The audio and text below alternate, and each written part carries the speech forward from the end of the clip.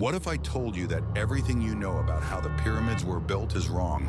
For centuries, people have believed that massive teams of slaves built the pyramids using primitive tools. But recent evidence suggests something much more fascinating.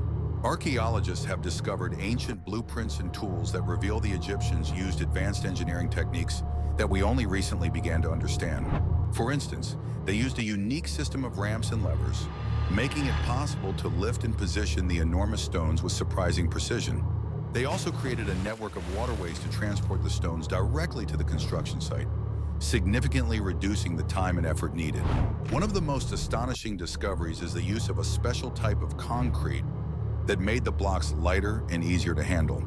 These revelations are transforming our understanding of ancient Egypt and showing us that their engineering skills were far more advanced than we ever imagined.